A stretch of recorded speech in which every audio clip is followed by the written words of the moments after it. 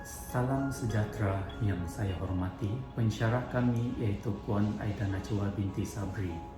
Pada kali ini, kumpulan kami yang terdiri daripada 5 orang iaitu Casey Christie, Jamore Ugi, Muhammad Fuad, Muhammad Raushan dan saya Carlson Casey ingin membentangkan satu tajuk yang dipilih oleh kumpulan kami iaitu pihak berkuasa tempatan di Malaysia. Sebagai pengenalan, pihak berkuasa tempatan yang lebih sinonim dipanggil PBT merupakan salah satu pihak yang penting untuk memastikan penduduk di sesuatu kawasan dapat melibatkan diri dalam menyertai beberapa aktiviti yang melibatkan pengurusan dalam kawasan-kawasan yang didiami oleh penduduk itu. PBT diperkenalkan di bawah Akta Kerajaan Tempatan 1976. PBT ini adalah seperti Dewan Bandaraya, Majlis Daerah dan Majlis Perbandaran. Setiap daripada jenis kerajaan tempatan ini bertanggungjawab dalam pelbagai fungsi, tugas maupun bidang kuasa yang berlainan. Bilangan PBT pada tahun 2022 menunjukkan jumlah 19 pada Dewan atau Majlis Bandaraya, 40 Majlis Perbandaran dan 92 Majlis Daerah. Jumlah keseluruhan PBT dicetak adalah sebanyak 151 dalam 14 buah negeri. Kerajaan Persekutuan mewujudkan PBT ini adalah bagi memastikan perkhidmatan dapat dilaksanakan dengan cekap, disiplin dan berorientasi yang lebih tumpu kepada masyarakat. Kerajaan tempatan atau dikenali sebagai PBT dilaksanakan melalui 3 undang-undang yang melibatkan Akta Kerajaan Tempatan 1976 di Semenanjung Malaysia, Local Authorities Ordinance 1996 di Sarawak dan Local Government Ordinance 1961 di Sabah. Untuk majlis atau Dewan Bandaraya adalah berfungsi untuk mempunyai jumlah penduduk tidak kurang daripada 500,000 orang, manakala Majlis Perbandaran adalah lebih tumpu kepada bandar yang mempunyai jumlah 150,000 orang. Bagi Majlis Daerah adalah tertumpu kepada luar bandar. Dengan mempunyai 3 bahagian ini dapat memberi fokus kepada kawasan-kawasan yang dikawal serta pemerhatian yang lebih jelas. Pembentangan seterusnya saya akan serahkan kepada ahli kumpulan yang lain. Pihak berkuasa tempatan sering menghadapi berbagai cabaran dan isu yang mana ia datang dari berbagai sudut, bukan saja dari masyarakat tetapi juga dari alam sekitar. Antaranya ialah pengurusan kawasan lapang. Kawasan lapang amat diperlukan dalam proses perancangan bandar, namun terdapat beberapa masalah berkaitan pengurusan kawasan lapang yang mereka hadapi, seperti kekurangan tanah sedia ada. Di kawasan bandar, pembangunan tanah lebih tertumpu kepada institusi, kediaman serta perindustrian. Justru itu, pihak PBT mengalami kesukaran untuk mendapatkan kawasan atau tanah untuk dibangunkan bagi dijadikan kawasan rekreasi kegunaan awam. Seterusnya, pihak PBT juga mengalami masalah dalam pembangunan bandar kecil di Sabah. Menurut Jabatan Perangkaan Malaysia, bandar kecil merupakan kawasan yang mempunyai jumlah penduduk seramai sekurang-kurangnya 10,000 orang atau lebih. Namun di Sabah, konteks bandar kecil adalah berbeza, di mana ia ditafsirkan sebagai kawasan yang mempunyai jumlah penduduk di antara 2,500 orang sehingga 25,000 orang. Bandar-bandar kecil di Sabah mempunyai keistimewaan yang tersendiri dan berpotensi besar untuk dimajukan. Namun, kekurangan pembangunan menyebabkan wujudnya isu peluang pekerjaan. Kebanyakan kawasan bandar-bandar kecil di Sabah, peluang pekerjaannya lebih tertumpu kepada sektor pertanian. Situasi ini menyebabkan penduduk tempatan, terutamanya golongan belia, memilih untuk berpindah ke bandar besar untuk mendapatkan peluang pekerjaan di sektor lain. Secara tidak langsung, bandar kecil ini kurang diberikan tumpuan oleh masyarakat dan ia melambatkan proses pembangunan berlaku.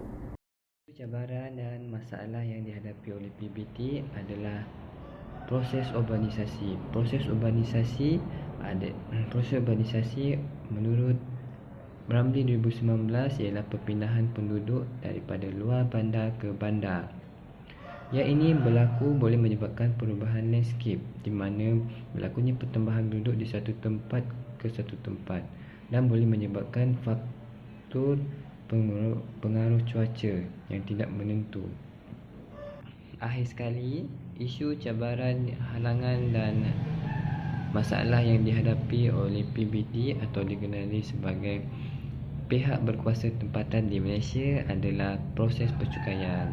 Proses percukaian ini hendaklah dibayar oleh setiap penduduk yang dihadapi di Malaysia.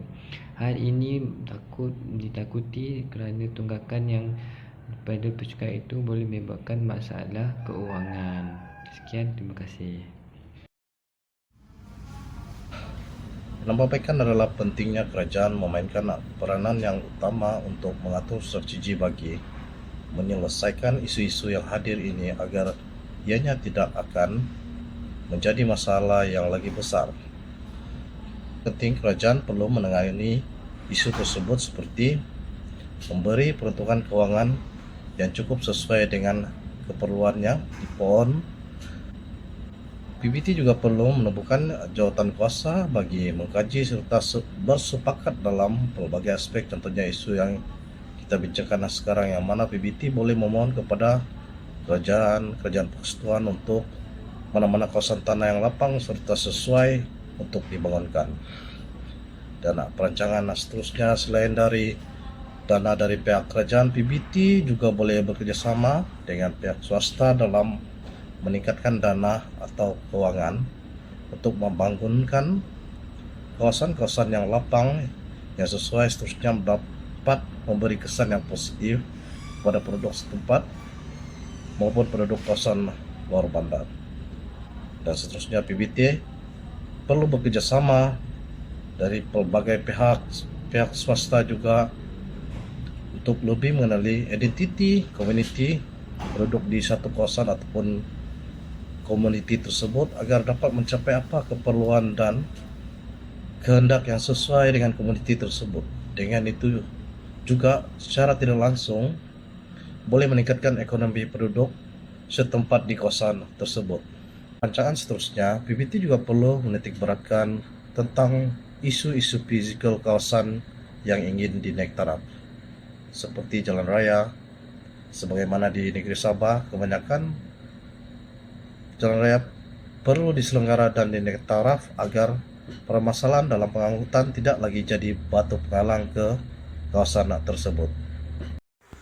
Assalamualaikum dan selamat sejahtera. Saya Muhammad Rosyah Arif bin Kamal bernombor matrik 295851. Di sini saya akan menyambung semula apa yang telah dibincangkan oleh perancang sebelum saya, sistem pengangkutan.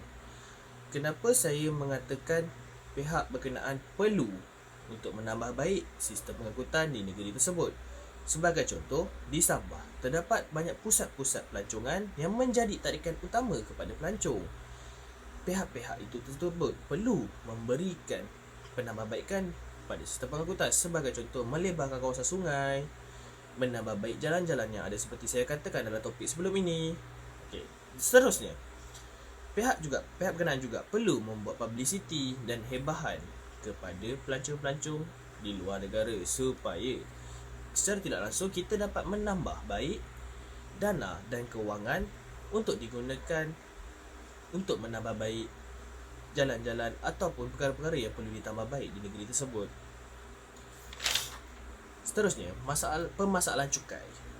Pihak-pihak pekerjaan boleh menggunakan ataupun mengurangkan perbelanjaan dalam kos-kos besar yang terdapat di dalam perbelanjaan mereka, kerana untuk membangun suatu tempat kita memerlukan kos yang lebih besar. Sekiranya kita dapat mengurangkan kos besar di tempat yang tidak lebih memerlukan, kita dapat menambah baik di kawasan-kawasan yang menjadi tarikan. Yang terakhir, mengenalkan teknologi kepada komuniti. Kenapa saya mengatakan hal ini penting? Ialah pihak-pihak komuniti yang duduk di kawasan tarikan pelancongan tersebut mengalami ataupun mengetahui lebih daripada pihak-pihak yang duduk di Sabandar, kerana kawasan-kawasan tarikan pelancong ini mempunyai komuniti yang teguh kerana mereka memelihara kawasan tersebut, kerana itu adalah salah satu daripada punca pendapatan orang. Sekiranya mereka mempunyai platform ataupun satu website ataupun sebagai cara lain untuk memberi cadangan dan penambahbaikan kepada pihak berkenaan secara langsung, itu akan membuka minda, membuka mata pihak-pihak berkenaan untuk mengutamakan kawasan tersebut. Sekian daripada saya dan akan disambung untuk pelajar seterusnya. Saya adalah Muhammad Rosyari bin Kamal. Terima kasih.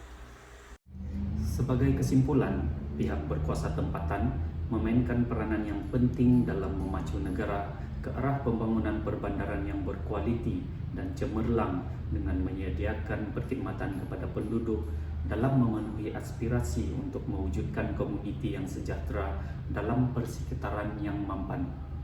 Persekitaran yang mampan dapat menjamin kualiti persekitaran yang baik untuk generasi akan datang. Keseimbangan antara pembangunan dan persekitaran adalah satu kunci dalam mewujudkan persekitaran mampan. Pemeliharaan kawasan hijau perlulah dititik beratkan dalam perancangan bandar agar kelestarian alam dapat dijamin dan pencemaran alam dapat dielakkan. Bukan itu sahaja, pihak PBT juga perlu menguatkan lagi hubungan dengan masyarakat sekeliling agar proses perbandaran dapat mengambil kira pendapat mereka. Justru pembangunan komuniti dapat dilakukan dengan lebih berkesan. Akhir sekali, pihak PBT perlulah mengambil langkah-langkah yang drastik dalam mendepani isu-isu serta cabaran yang dihadapi mereka dalam mewujudkan komuniti sejahtera, dan PBT dapat menjadi satu organisasi yang responsif dan berdaya maju. Sekian pembentangan daripada kumpulan kami.